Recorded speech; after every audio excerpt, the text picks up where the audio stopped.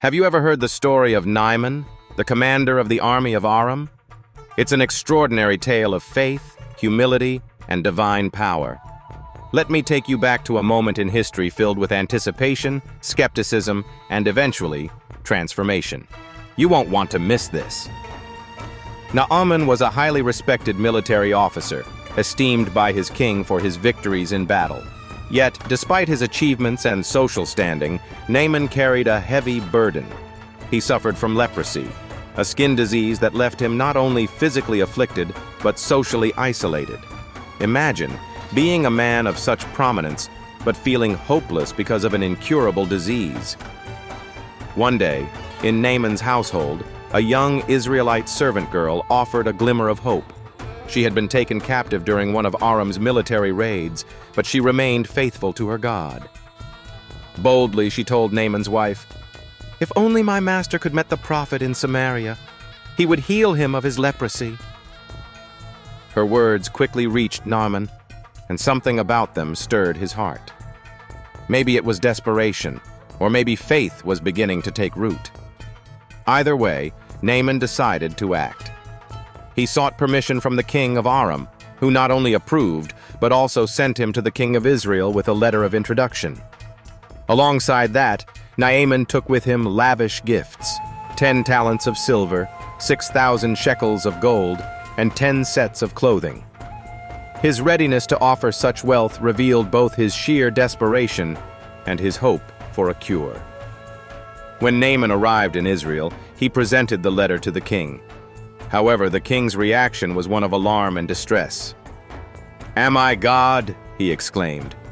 "Can I kill and bring back to life? Why does this man send someone to me to be healed of leprosy? Surely he's trying to provoke a quarrel." The king of Israel couldn't see how any human could accomplish such a miraculous feat. But God always has a greater plan. Word of Naaman's arrival and his request reached Elisha, God's prophet, living in Samaria. Calmly, Elisha sent a message to the king saying, "Let Naaman come to me, and he will know that there is a prophet in Israel." Just imagine the curiosity and expectation swirling in the air as Naaman, with his entire entourage, made his way to Elisha's house. His caravan must have been an impressive sight, more representative of nobility than a man seeking healing. But when Naaman reached Elisha's home, something unusual happened. Rather than coming out to greet him, Elisha sent a messenger to deliver instructions. "Go, wash yourself 7 times in the Jordan River, and your flesh will be restored, and you will be cleansed." Naaman was enraged. Could you blame him? Here was a man with immense status, expecting at least some grand gesture or acknowledgement. He had envisioned Elisha calling on the name of his God, waving his hand over the leprosy, and curing him dramatically. Instead, he was told to wash in a seemingly unimpressive river. Naaman's pride was hurt, and he stormed away saying, "Aren't the rivers of Damascus better than all the waters of Israel? Couldn't I wash in them and be cleansed?" And with that, Naaman turned to leave in fury. Yet once again, God used those around Naaman to challenge him.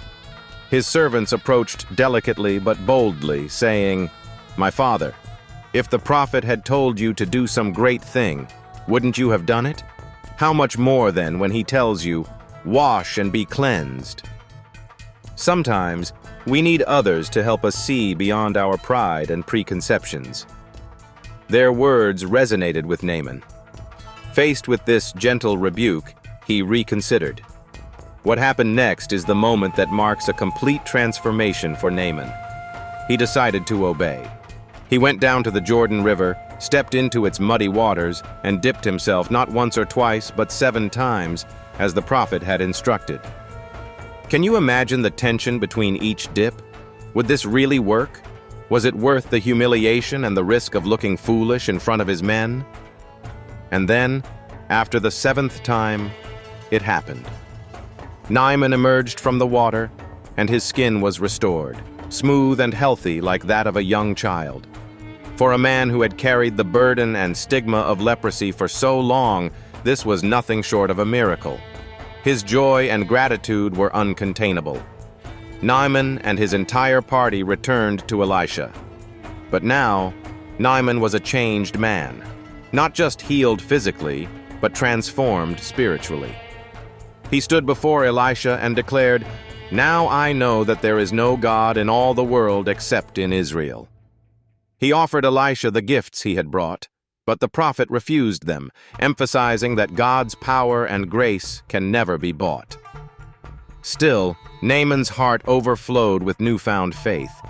He asked for soil from Israel to take back home so he could worship the God of Israel on his own land.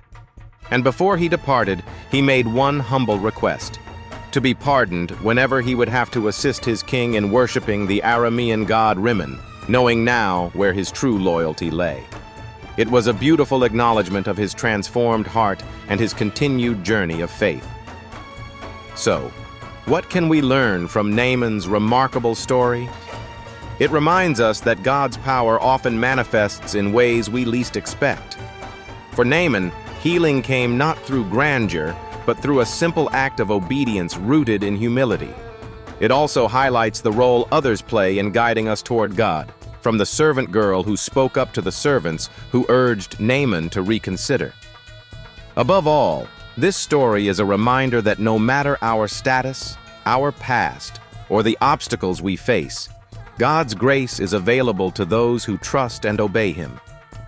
This story of healing, faith, and transformation has the power to inspire us to lay down our pride and follow where God leads, even when His ways seem unusual or simple. So, what would you do if you were in Naaman's shoes? Would you take the leap of faith, or would pride hold you back?